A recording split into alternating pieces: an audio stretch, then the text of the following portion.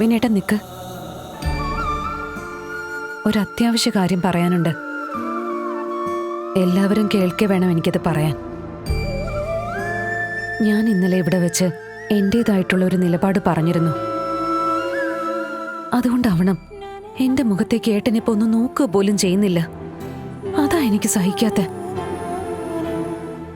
ഓർമ്മ വെച്ച നാള് മുതല് ഇന്ന് വരെ എന്റെ മുന്നില് മുഖം കറുപ്പിച്ച് ഏട്ടൻ നിന്നിട്ടില്ല. അതിനുള്ള അവസരം ഞാൻ ഉണ്ടാക്കിയിട്ടുമില്ല. പക്ഷെ ഇപ്പൊ അത് നടന്നു. അതുകൊണ്ട് ഞാൻ എന്റെ നിലപാട് മാറ്റുക. ഏട്ടന്റെ കല്യാണ കാര്യത്തിൽ ഞാനെടുത്ത തീരുമാനം തെറ്റിപ്പോയി.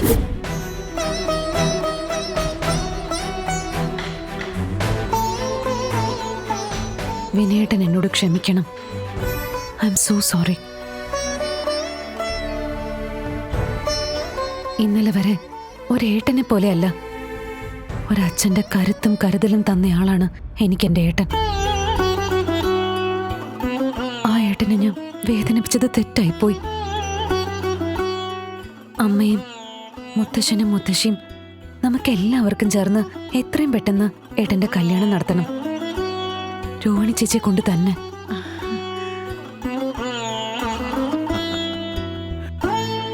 എന്റെ ഈശ്വര,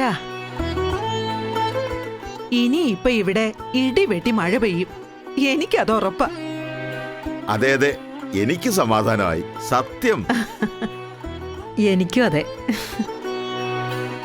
വിനയന്റെ കാര്യത്തില് വിസ്മയം ഒരിക്കലും കടുംപിടുത്തം പിടിക്കില്ലെന്ന് എനിക്കറിയാമായിരുന്നു. അത് തന്നെ സംഭവിച്ചു. ഏട്ടാ, ഞാൻ പറഞ്ഞതെല്ലാം തെറ്റാ. ഇനിയെങ്കിലും എന്റെ മുഖത്ത് നോക്കിയൊന്ന് ചിരിക്കണം.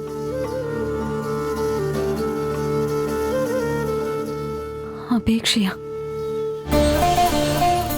അല്ല അല്ല ചേച്ചി, ചേച്ചി എന്താ പെട്ടെന്നിപ്പോ വാക്കുമാറ്റിയത്? എന്തു പറ്റിയിപ്പോ?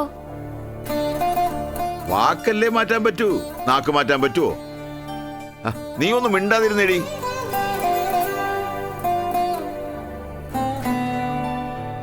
മോനെ, വിസ്മയ പറഞ്ഞ പോലെ ഇനി അധികം നീട്ടിക്കൊണ്ട് പോകണ്ട. നമുക്ക് പെട്ടെന്ന് തന്നെ വിവാഹം നടത്താം. വേണ്ട. ഈ വിവാഹം ഉടൻ നിങ്ങൾ നടത്തണ്ട. എനിക്ക് സമ്മതമല്ല അത്. വിനയ, എടാ നീ എന്താ ഇങ്ങനെ? ഞാൻ എന്താ എങ്ങനെയെന്ന്? എന്താ മുത്തച്ഛൻ നിങ്ങളൊക്കെ എന്നെ കുറിച്ച് വിചാരിച്ചിരിക്കുന്നേ? ഊതുമ്പോൾ അങ്ങോട്ടും ഉറിഞ്ചുമ്പോൾ ഇങ്ങോട്ടും വലിയുന്നൊരു ബലൂണാണ് ഞാനെന്നോ? ഞാനൊരു മനുഷ്യനാ, ഒരു പുരുഷൻ. ദാ ഇവരുടെയൊക്കെ ജ്യേഷ്ഠൻ. ഇവര് പറയുമ്പോൾ താലി മറക്കാനും ഇവര് പറയുമ്പോൾ താലി കെട്ടാനും നടക്കുന്ന ഒരു കോമാളി അല്ലെന്നർത്ഥം. അത് ഇനിയെങ്കിലും ഇവരൊക്കെ മനസ്സിലാക്കിയ കൊള്ളാം.